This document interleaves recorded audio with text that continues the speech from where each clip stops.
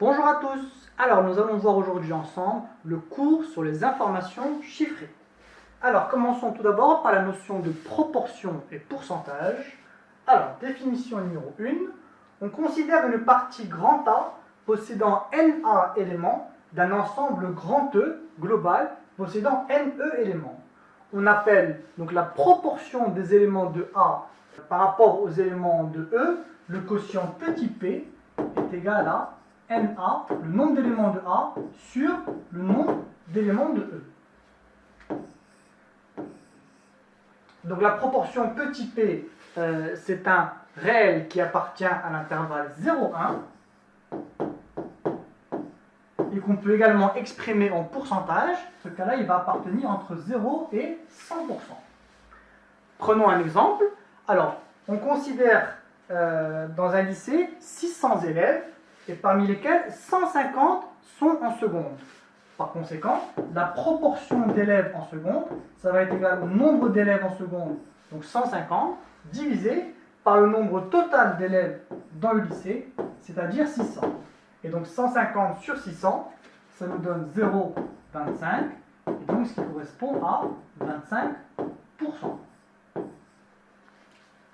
Alors, première propriété, on considère une partie grand A possédant NA éléments d'un ensemble E global possédant NE éléments. Si la proportion des éléments de A par rapport aux éléments de E représente X%, cela signifie que NA, donc le nombre d'éléments de A, est égal à X sur 100 fois le nombre d'éléments de E. Alors, prenons un exemple pour illustrer cela. Donc, dans un lycée de 600 élèves, 40% sont internes. Le nombre d'élèves internes, noté NI, est égal donc, au pourcentage d'élèves internes, c'est-à-dire 40 sur 100, multiplié par le nombre total d'élèves dans le lycée, c'est-à-dire 600. Donc NI est égal à 0,4 fois 600, et en faisant le calcul, on trouve 240. Donc il y a 240 élèves qui sont internes dans ce lycée.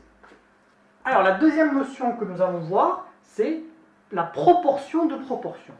Alors, deuxième propriété, on considère un ensemble E, une partie grand A de E, comme schématisé ci-contre, et une partie grand B de A. Donc on appelle P de A la proportion des éléments de A dans E, et P de B la proportion des éléments de B dans A.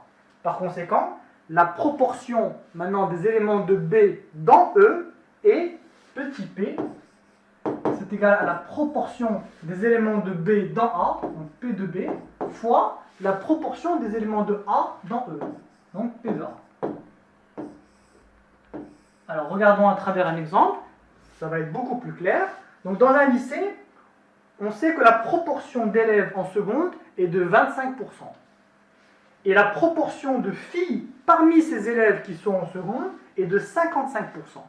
Alors on veut déterminer la proportion de filles en seconde. Alors pour pouvoir calculer la proportion de filles en seconde dans ce lycée, on va d'abord déterminer donc, la proportion de filles parmi les élèves de seconde, c'est-à-dire 55%.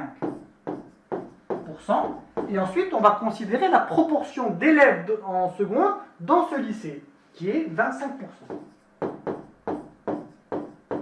Par conséquent, la proportion de filles en seconde, donc c'est 55% multiplié par 25%. C'est-à-dire qu'on va trouver au global 13,75%.